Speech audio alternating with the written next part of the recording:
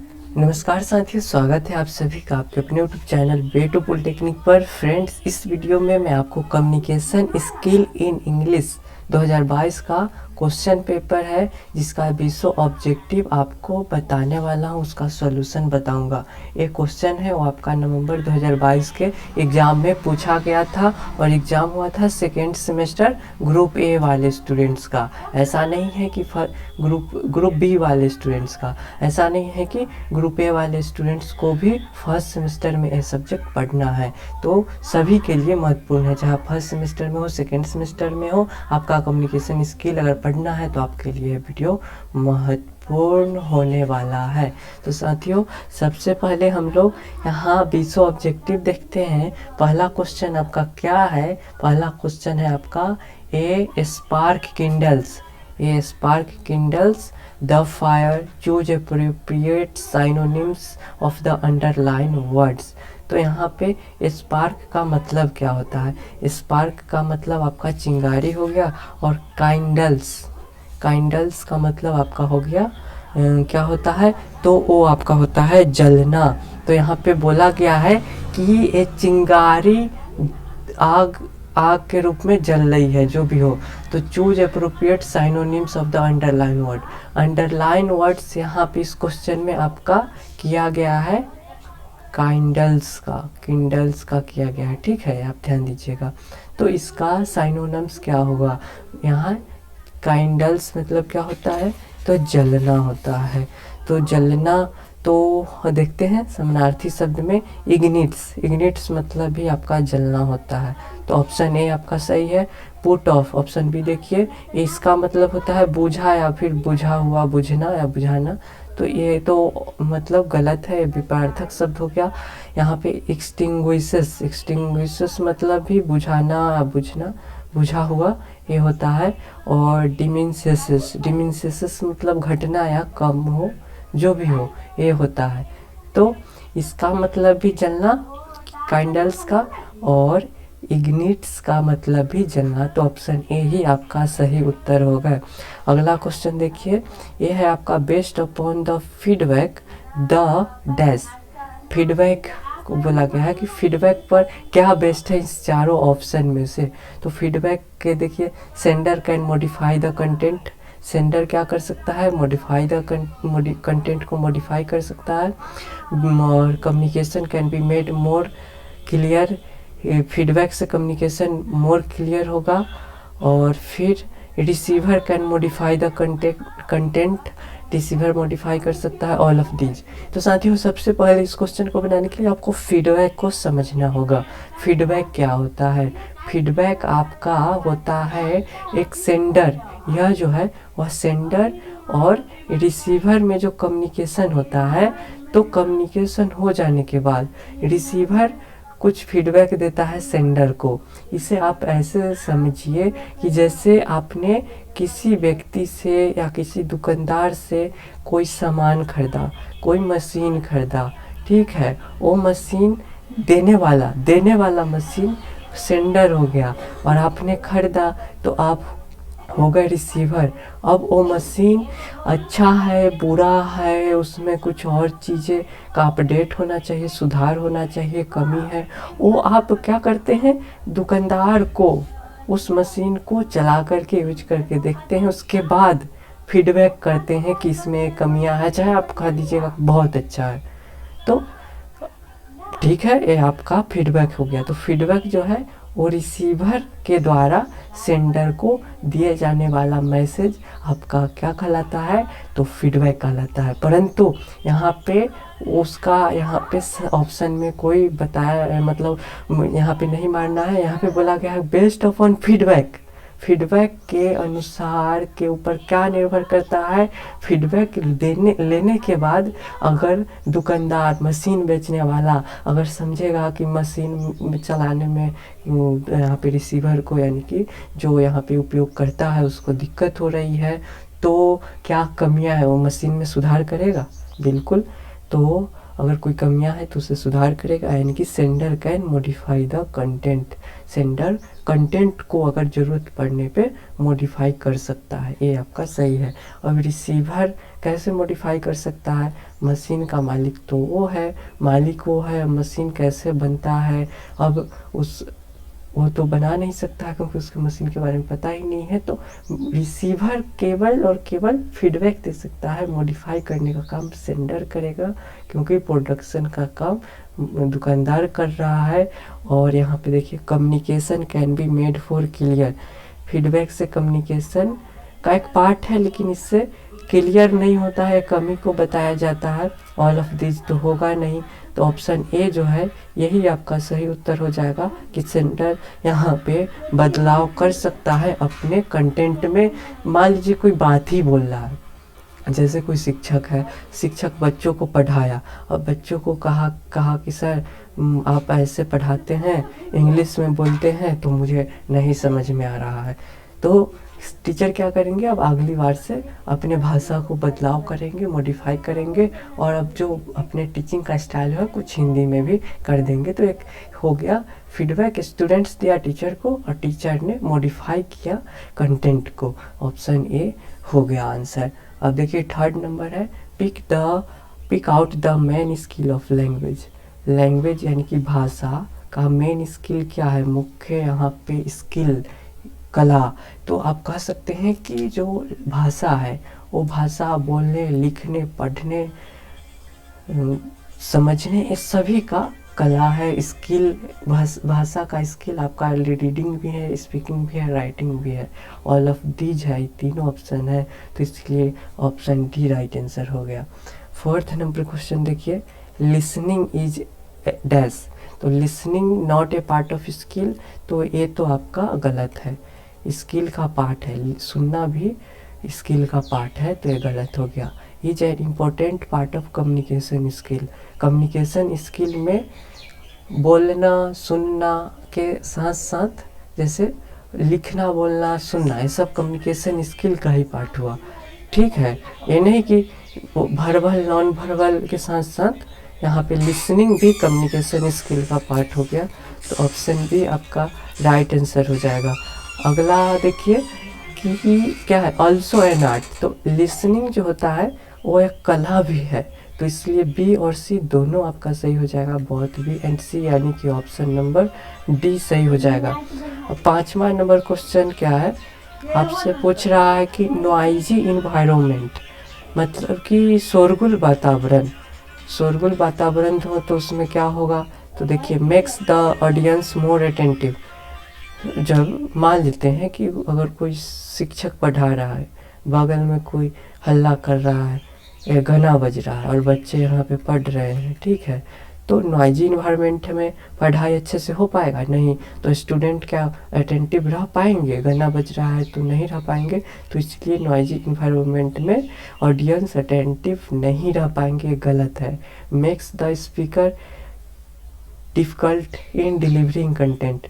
शिक्षक को, बच्चे को पढ़ाने में शिक्षक को दिक्कत होगी क्योंकि जो भी उनका ध्यान गाने पे जाएगा और ठीक से वो बोल नहीं पाएंगे, बच्चे भी गाने का आवाज़ भी सुनेंगे और सर का भी आवाज़ भी धीमे धीमे सुनेंगे। तो सर जी को यहाँ पे कंटेंट को डिलीवर में, पढ़ाने में डिफ़िकल्टी होगी, तो इसलिए option number C right answer हो जाएगा। बी क्या है, makes the audience more alert to the session. जब शोरगुल हो रहा है, बच्चे हल्ला ही कर रहे हैं, तो क्या वो समझ पाएंगे, कम्युनिकेशन अच्छा हो पाएगा नॉइजी इन्वायरमेंट में, बिल्कुल नहीं। तो इसीलिए makes the audience more alert, क्या जो ऑडियंस है या फिर स्टूडेंट है, क्या वह सचेत रह पाएंगे, चौकस्से से पढ़ाई को समझ पाएंगे, बिल्कुल नहीं। तो ऑप्शन जो सी है वही आपका करेक्ट आंसर हो जाएगा। 6 नंबर क्वेश्चन देखिए, 6 नंबर क्वेश्चन है आपका नॉन वर्बल कम्युनिकेशन जो है क्या प्ले करता है। तो नॉन वर्बल कम्युनिकेशन आपका प्ले करता है हमारे कम्युनिकेशन सिस्टम में टोटल कितने % यहाँ पे नॉन कम्युनिकेशन का पार्ट प्ले करता है, कितना पार्ट उपयोग में आता है नॉन वर्बल कम्युनिकेशन का। तो आपको मैं बताते चलो कि 55% कम्युनिकेशन आपका नॉन वर्बल हुआ, ठीक है, और वोकल कम्युनिकेशन आपका 38% हो गया। और यहाँ पे वर्ड के रूप में पहले जो कम्युनिकेशन होता है वो आपका मात्र 7% ही हुआ। तो यहाँ पे इस क्वेश्चन का आंसर हो जाएगा non verbal communication plays 55% role in total communication that a person does. ये आपका राइट आंसर हो जाएगा। और आप कहिएगा कि नॉन कम्युनिकेशन में तो हम लोग कम्युनिकेशन करते हैं, बोल के करते हैं, लिख के करते हैं, ठीक है, यही से ना हम लोग कम्युनिकेशन करते हैं। तो कम्युनिकेशन यहाँ पे नॉन वर्बल हम लोग सारा कम्युनिकेशन तो बोल के लिख के करते हैं, तो ये 55% कैसे नॉन वर्बल कम्युनिकेशन में हो गया। नॉन वर्बल कम्युनिकेशन और वर्बल कम्युनिकेशन में हम लोग वर्बल से ज़्यादा कम्युनिकेशन करते हैं, तो वर्बल को ज़्यादा रहना चाहिए था। 100% में से वर्बल को ज़्यादा रहना चाहिए था, यहाँ पे नॉन वर्बल ज़्यादा कैसे हो गया। तो मैं बता दूँ ये 55% ही नॉन वर्बल नहीं है, बल्कि 55% और वोकल आपका 38% है। ये दोनों को मिलाकर आपका नॉन वर्बल कम्युनिकेशन 70 से लेके 93% तक का जो कम्युनिकेशन होता है वो आपका नॉन वर्बल कम्युनिकेशन होता है, जो आपका फेशियल एक्सप्रेशन से, गेस्चर से, यहाँ पे आपके अराउंडिंग सराउंडिंग जितने भी क्रियाकलाप हो रहे हैं, जो आपके बोलने लिखने से नहीं हो रहा है फिर भी वो क्रियाकलाप हो रहा है जो कि नॉन वर्बल है और वो भी कम्युनिकेशन हो रहा है। तो इसलिए 70 to 93% नॉन वर्बल कम्युनिकेशन का यहाँ पे क्या करता है, उतना कम्युनिकेशन आपका नॉन वर्बल कम्युनिकेशन होता है। और मैं यहाँ पे बता दूँ कि 55% आपका यहाँ पे अगर दिया रहे तो ये 55 मार देना है, कहीं कहीं 70 to 93 जो भी आप ऑप्शन देखिएगा उसे आप यहाँ पे मार देंगे, ठीक है, क्योंकि यहाँ पे अलग अलग दे दिया है, वोकल को यहाँ पे अलग हटा दिया है। अब आप कहिएगा, आपको मैंने समझा दिया कि नॉन वर्बल कम्युनिकेशन क्यों इतना ज़्यादा होता है 93% तक, और वर्ड से जो हम बोल कर या फिर लिख कर हम लोग कम्युनिकेशन करते हैं वो मात्र 7% ही कम्युनिकेशन होता है, वर्बल कम्युनिकेशन मात्र 7%। यहाँ पे देखिए 7वां नंबर क्वेश्चन, 6 का आंसर ए हो गया। 7वां क्वेश्चन है kinesis. Kinesis refers to, kinesis किस चीज़ को रेफर्स करता है, तो मैं आपको बता दूं काइनेसिस का अर्थ जो होता है, काइनेसिस जो है वो आपका काइनेसिक्स आपका काइनेसिस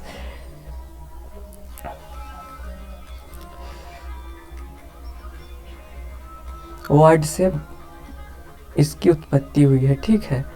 ये काइनेसिस वर्ड से काइनेसिक्स बना है, और काइनेसिस वर्ड का अर्थ जो होता है वो आपका क्या होता है, तो वो आपका होता है मूवमेंट। मूवमेंट यानी कि आप कह सकते हैं गतिशील, आप कह सकते हैं मूवमेंट। तो मूवमेंट इस अर्थ से ही आपको पता चल रहा है कि काइनेसिस का मतलब ही होता है आपका फेस का मूवमेंट, फेशियल एक्सप्रेशन, बॉडी का मोशन आप कर रहे हैं तो काइनेसिस में आया। आप कह ले तो नॉन वर्बल जितना भी आप कह सकते हैं बिहेवियर हुआ नॉन वर्बल, जो बोल के लिख के नहीं हो, वो सभी आपका काइनेसिस, उसमें काइनेसिक्स का पार्ट कह सकते हैं, उसको काइनेसिस रेफर्स करता है। तो आप ये कह सकते हैं कि गेस्चर भी आपका काइनेसिस का पार्ट हुआ। तो आप ये कह सकते हैं कि इस क्वेश्चन का जो आंसर है वो क्या हो जाएगा, तो वो हो जाएगा फेशियल एक्सप्रेशन, जो कि ऑप्शन नंबर डी में है, फेशियल एक्सप्रेशन। ये इसका आंसर हो जाएगा। Use of time, use of space, use of vocal rule से सब नहीं होगा, फेशियल एक्सप्रेशन इसका राइट आंसर हो जाएगा, 7 का डी हो जाएगा। अब बिजनेस लेटर 8वां नंबर क्वेश्चन है, business letter are related to. तो बिजनेस लेटर जो है वो आपका किससे रिलेटेड है, व्यापार से, बिल्कुल, कॉमर्स से। कॉमर्स मतलब ही व्यापार करना, बिजनेस मतलब ही व्यवसाय करना। तो ये तीनों से बिजनेस लेटर, ये तीनों से आपका रिलेटेड है, संबंधित है। ऑप्शन नंबर डी हो जाएगा, ऑल ऑफ दी एबव। 9वां नंबर क्वेश्चन है आपका, रिटन कम्युनिकेशन में वैरी। रिटन लिखित जो संचार होता है वो कब वैरी करता है, वैरी कर सकता है। तो अकॉर्डिंग टू द सिचुएशन, परिस्थिति के अनुसार वैरी कर सकता है। अकॉर्डिंग टू द सब्जेक्ट, यानी कि क्या होगा, विषय वस्तु के आधार पे भी रिटन कम्युनिकेशन वैरी कर सकता है। या फिर यहाँ पे अकॉर्डिंग टू द ऑडियंस, श्रोता या फिर जो भी दर्शक बैठे हुए हैं उसके अनुसार भी क्या रिटन कम्युनिकेशन वैरी कर सकता है। तो इस और है एक है ऑप्शन डी है ऑल ऑफ दी अबव। इसका उत्तर क्या होगा इसे आपको कमेंट बॉक्स में बतलाने हैं। चलिए 10वां नंबर क्वेश्चन देखिए। In technical communication we do not need to be, हमें क्या चीज़ की ज़रूरत नहीं पड़ती है। तकनीकी संचार करने में हमें क्या चीज़ की ज़रूरत नहीं पड़ती है, तो तकनीकी संचार करने में हमें क्या चीज़ की ज़रूरत नहीं पड़ती है, मैं आप सभी को बता रहा हूँ। पहले तो आप समझिए कि टेक्निकल कम्युनिकेशन क्या हुआ। कम्युनिकेशन है तो ये आपके बोल के, लिख के या फिर अन्य तरीके से भी हो सकता है, लेकिन टेक्निकल चीज़ों का आदान प्रदान, संचार करना, ये आपका टेक्निकल कम्युनिकेशन हुआ। अब टेक्निकल कम्युनिकेशन है तो इसमें आपको टेक्निकल, तकनीकी वाला यहाँ पे कम्युनिकेशन करना है तो आपको सब्जेक्ट में एक्सपर्ट होना होगा। पुअर इन लैंग्वेज ये आपको नहीं चलेगा। आपको लैंग्वेज में यहाँ पे आपको रिच होना होगा, आपको स्मार्ट होने होंगे। पुअर इन फ्रेमिंग फैक्ट्स, तथ्यों को भी आपको पूरा पता करने होंगे, तभी आप टेक्निकल कम्युनिकेशन कर सकते हैं, आप एलिजिबल हो पाएंगे। तो इसलिए क्या पुअर लैंग्वेज का नहीं होना चाहिए। और पुअर इन फ्रेमिंग में ये भी गलत है, लेकिन यहाँ पे वही तो पूछ रहा है कि किसकी ज़रूरत नहीं पड़ती है। तो पुअर लैंग्वेज की ज़रूरत नहीं पड़ती है, पुअर इन फैक्ट्स की ज़रूरत नहीं पड़ती है, यानी कि ऑप्शन नंबर बी और सी दोनों की ज़रूरत नहीं पड़ती है। डी राइट आंसर हो जाएंगे। 9वां नंबर क्वेश्चन नहीं बल्कि 11वां नंबर क्वेश्चन है आपका। Message passed on between employees working at same horizontal organisational level, यानी कि ये एक क्या प्रकार का पार्ट है, तो एक कम्युनिकेशन जब सेम लेवल के एम्प्लॉय में हो, जैसे वर्कर को ही कम्युनिकेशन कर रहे हैं, उससे ही बातचीत कर रहे हैं, कोई मैसेज देना हो वर्कर को ही दे रहे हैं, एम्प्लॉय को ही दे रहे हैं, या फिर कोई ऑफिसर ही सही, लेकिन वो अपने ही लेवल का ऑफिसर से यहाँ पे ऑफिसर ए है, वो ऑफिसर पी को कम्युनिकेट कर रहा है, मैसेज पास कर रहा है सेम लेवल पे, तो आपका हो जाएगा हॉरिजॉन्टल कम्युनिकेशन। ठीक है। और जैसे वर्कर अपनी कोई समस्या को ऑफिसर को बताता है, तो ये आपका वर्टिकल कम्युनिकेशन हो गया। ठीक है। या फिर ऑफिसर ही क्यों अपने मैनेजर को कोई समस्या, फीडबैक बताता है, कोई मैसेज को आदान प्रदान करता है, तो देखिए नीचे से ऊपर जा रहा है, तो ये भी आपका वर्टिकल कम्युनिकेशन हो गया। ओके। और हॉरिजॉन्टल यानी कि सेम व्यक्ति के बीच में, जैसे आप और आपके कोई क्लासमेट होंगे, पढ़ाई कर रहे हो जो भी कॉलेज में, तो आप अपने फ्रेंड के बीच में कम्युनिकेशन करते हैं कि ये पढ़ाई अच्छा नहीं हो रहा है, चाहे दोनों मिल के साथ में पढ़ाई करते हैं, तो वो आपका हॉरिजॉन्टल कम्युनिकेशन हो गया। लेकिन ये आपका किसी कंपनी में होना चाहिए, कंपनी का एक सिस्टम है, ये नहीं कि आप विद्यार्थी है तो आपके लिए भी ये लागू है, आपके लिए नहीं है, समझाने के लिए मैंने बोला। हॉरिजॉन्टल आपका ये हो गया। अब डाउनवर्ड कम्युनिकेशन क्या होता है, तो डाउनवर्ड कम्युनिकेशन ये होता है कि आप ऊपर से नीचे आते हैं। वर्कर क्या करता है, जैसे मैनेजर है वो वर्कर से बात करता है या कोई अपने से नीचे पदाधिकारी को, तो आपका डाउनवर्ड कम्युनिकेशन हो गया। ठीक है। बट ये 100% कन्फर्म नहीं हूँ, आपका डाउनवर्ड और वर्टिकल में कहीं वाइस वर्सा भी हो सकता है, फिलहाल के लिए कन्फर्म नहीं हूँ। यहाँ पे देखिए लगभग सही है, कन्फर्म पे भी इफ़ लगा देता हूँ। ठीक है, ताकि आप गलत ना ठहरा सके, हमें आपको एक बार देख लेने की ज़रूरत पड़ेगी। ये 12वां नंबर क्वेश्चन है। 12वां नंबर क्वेश्चन है pick the correct synonyms of the word है, यहाँ पे वर्ड होगा। ठीक है। जॉय क्या है, जॉय है आपका आनंद, आनंद होता है जॉय मतलब खुश होना, आनंद, आनंदित होना, तो ये आपका जॉय का अर्थ हुआ। तो साइनोनिम्स बताना है, सेम मीनिंग वाला सेंटेंस बताना है जो जॉय के मीनिंग के समानार्थक हो। तो समानार्थक में देखिए सौरो, सौरो मतलब दुख होता है, ग्रीफ मतलब भी दुख होता है, उदास, उदासी होता है, या फिर आप कह सकते हैं कि यहाँ पे क्या होता है, तो संताप में आप चले जाए तो वो आपका हो गया इलेशन। इलेशन मतलब आपका होता है, इलेशन मतलब उत्साह, आनंद, गर्व, प्रसन्नता, ये सब हो गए। तो ये आपका इलेशन और जॉय का सेम मीनिंग निकल रहा है, ये दोनों साइनोनिम्स हो जाएंगे। Option number C right answer हो जाएगा। ऑप्शन नंबर डी देखिए, रिलेशन मतलब संबंध होता है, तो संबंध का जॉय से कोई संबंध नहीं है। 13वां नंबर क्वेश्चन देखिए, एंटीनिम्स, एंटोनिम यानी कि विपरीतार्थक शब्द या फिर विलोम शब्द आपको बताना है लेबर का। लेबर, लेबर आप कह सकते हैं, इसका मतलब आप श्रमिक भी कह सकते हैं, नौकर भी कह सकते, काम करने वाला भी कह सकते हैं। तो यहाँ पे लेबर को हम लोग लेते हैं वर्ब फॉर्म में, श्रम करना, श्रम करना, और रेस्ट मतलब विश्राम करना। तो ये दोनों एक दूसरे का अपोजिट है, तो लेबर का बी ऑप्शन डी हो जाएगा। वर्क करना तो ये तो काम, बी ऑप्शन हो जाएगा। वर्क मतलब काम करना ही, तो ये तो साइनोनिम्स आप कह सकते हैं, दोनों को ले सकते हैं। स्टेयर मतलब टुकटुकी लगा के देखना, तो ये तो होगा नहीं। रिजॉइस मतलब खुशी का कुछ वर्ड हुआ, तो ये भी आपका नहीं होगा। ऑप्शन नंबर बी ही आपका सही उत्तर हो जाएगा। क्या है, तो है रेस्ट। रेस्ट आपका लेबर यानी कि रेस्ट। फ्रेंड्स यहाँ पे 14 नंबर क्वेश्चन देखते हैं, ये आपका क्या है, तो give one word that describe the flowing lines. कौन लाइन्स है, तो लाइन्स आपका यहाँ से यहाँ है। क्या बोल रहा है कि one who doesn't believe in God, कोई व्यक्ति भगवान में विश्वास नहीं रखता है, उसे क्या बोलते हैं, तो नास्तिक बोलते हैं। नास्तिक को इंग्लिश में क्या बोलते हैं, तो एथिस्ट बोलते हैं। तो एथिस्ट आपका राइट आंसर हो जाएगा। एथलीट मतलब आपका धावक होता है। एक्रोबाट मतलब आपका हो गया कलाबाज, जो क्या बोलते हैं, सर्कस का खेल करतब दिखाने वाला कलाबाज कह सकते हैं, वो आपका हो गया। अल्ट्रस्ट, ये आपका होता है परोपकार करने वाला कुछ शब्द हुआ। तो एथिस्ट ऑप्शन नंबर ए आपका सही उत्तर हो जाएंगी। ए गलत, ए गलत, ए गलत।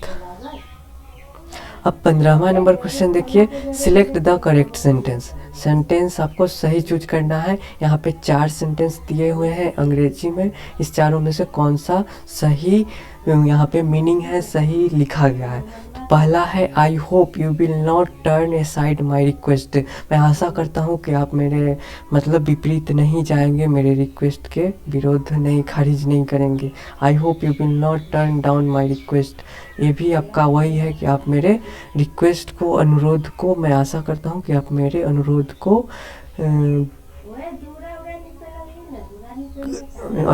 को ठुकराएंगे नहीं, ठीक है। यहाँ पे देखिए, I hope you will not turn around my request, I will not turn up my request. आप मैं आशा करता हूँ कि मैं आपके मेरे रिक्वेस्ट को आप खारिज कर देंगे, ये तो बिल्कुल ही गलत है। ये सभी तीनों में से सही हो सकता है क्योंकि इसका सेम मीनिंग निकल रहा है, बट यहाँ पे टर्न के साथ यहाँ पे टर्न डाउन का प्रयोग होगा। टर्न डाउन आपका सही उच्चारण वाला शब्द है, सही मीनिंग इस सेंटेंस का यही होगा, I hope you will not turn down my request. ये तीनों आपका गलत हो जाएगा। ऑप्शन नंबर सी आपका राइट आंसर हो गया। 16वां नंबर क्वेश्चन देखिए, choose the correct sentence. Sentence को ही, सही सेंटेंस को चुनना है। He prefers tea to coffee, वह प्रेफर करता है कॉफ़ी को, टी से ऊपर कॉफ़ी को, ये गलत है। टू, ये जो सेंटेंस है वो आपका ऐसे नहीं लिखा जाता है। He prefers tea to coffee, ये भी आपका सही नहीं है। यहाँ पे देखिए, he prefers tea than coffee, वह चाय के बजाय कॉफ़ी को चुनता है, चूज करता है, ठीक है, या फिर पसंद करता है, प्रेफर करता है। वह चाय पर कॉफ़ी, देन मतलब होता है तब, देन मतलब तब होता है, तो he prefers tea than coffee, वह चाय से टब कॉफ़ी, ये भी गलत है। आप कहिए ना, यही सही है, option number B, he prefers tea than coffee, he prefers tea than coffee, ये आपका सही उत्तर हो जाएगा।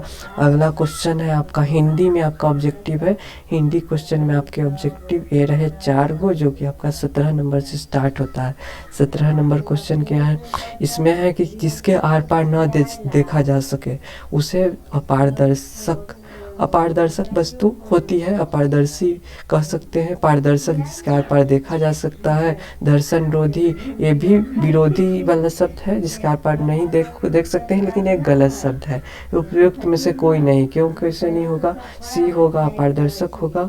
अब देखिए 18 नंबर, इस्तीफा किस भाषा का शब्द है? इस्तीफा आपका हिंदी में बोला जाए तो त्याग पत्र, तो हिंदी का तो होगा नहीं ना। संस्कृत में कुछ होगा, लेकिन संस्कृत का तो है ही नहीं शब्द। अरबी का है, फारसी का भी नहीं है। 19वां नंबर क्वेश्चन देखिए, सरकारी पत्रों में क्या अनावश्यक है? सरकारी पत्र में स्पष्टता बहुत जरूरी है, शुद्धता भी जरूरी है, संक्षिप्तता भी जरूरी है, इसलिए काल्पनिकता बिल्कुल भी गलत हो जाएगा, क्योंकि अनावश्यक ही पूछा है, तो इसलिए ऑप्शन नंबर डी ही सही हो जाएगा। अनावश्यक, काल्पनिक चीज सरकारी पत्रों में काल्पनिक चीज़ आप लिखिएगा नहीं, वहाँ पे शुद्ध और सही सब कुछ लिखना है। कल्पना करके आप नहीं लिख सकते हैं, सारा कुछ आपको फैक्ट लिखना है, तथ्यों के आधार पर लिखना है। 20वां नंबर क्वेश्चन है, अर्ध सरकारी पत्र। सरकारी पत्र क्या होता है? जो एक पब्लिकली एक रिलीज होता है, जारी होता है, क्या कोई भी एक रूल या फिर रेगुलेशन। बट यहाँ पे अर्ध सरकारी पत्र है, वो यहाँ पे कह ले पर्सनली तो नहीं, लेकिन है जो भी मेंबर हो अपने, जो भी अफसर हो, सरकारी नौकरी कर रहे हो, तो वो एक दूसरे को अगर पत्र भेजते हैं, पहले ही अपने से ऊंचे अधिकारी को ही पत्र भेजे, तो एक क्या है यहाँ पे व्यक्तियों के या फिर अफसरों अधिकारियों के बीच में पत्र का आदान प्रदान हो रहा है, तो उसे अर्ध सरकारी पत्र बोलते हैं। तो ये मित्रवत हो सकता है, क्योंकि यहाँ पे 2 पर्सन आपस में क्या कर रहे हैं, मैसेज यहाँ पे कम्युनिकेशन कर रहे हैं, तो ये मित्रवत हो सकता है। दोनों एक दूसरे को क्या से दोस्ती वाला पत्र, दोस्ती मित्रवत भाषा में हो सकता है, ठीक है। शुभकामना नहीं दे सकते हैं, शुभकामना देने हैं तो आपको अधिकारी को भी एकदम अपना घर जाइए, जब ऑफिस में हो तब आप शुभकामना, मतलब अपना पर्सनल लाइफ जी रहे हो तो आप शुभकामना दे सकते हैं, तो ये आपका पर्सनल आपका में आ जाएगा, यहाँ पे पत्र में आ जाएगा। प्रेषक, सरकारी पत्र, अर्ध सरकारी पत्र में प्रेषक होता है। प्रेषक लिखना पड़ता है कि कौन सा अधिकारी है, अपने नाम में दे सकते हैं। तो यहाँ पे मित्रवत और प्रेषक, मित्रवत भी भाषा में हो सकता है, और प्रेषक का नाम पता सब कुछ यहाँ पे होना ही चाहिए। तो बहुत ए एंड बी आपका, ए एंड सी आपका राइट आंसर हो जाएगा,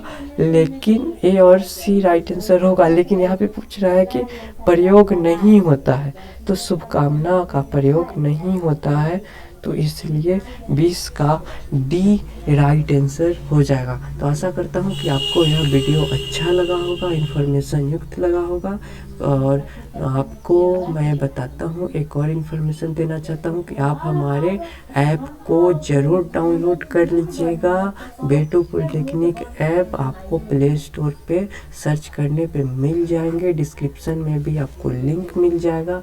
इस ऐप को डाउनलोड कीजिए, यहाँ पे आपको फर्स्ट और सेकेंड सेमेस्टर का वीडियो लेक्चर पूरा मिलेगा, वो भी बिहार के बेस्ट एजुकेशन टीचर का वीडियोज आपको मिलेगा, वो भी मात्र 550 रुपये में, जिसका ओरिजिनल प्राइस आप किसी अन्य ऐप पे जाते हैं तो आपको 2000 कम से कम पे करने पड़ेंगे। तो ऐप को डाउनलोड कीजिए।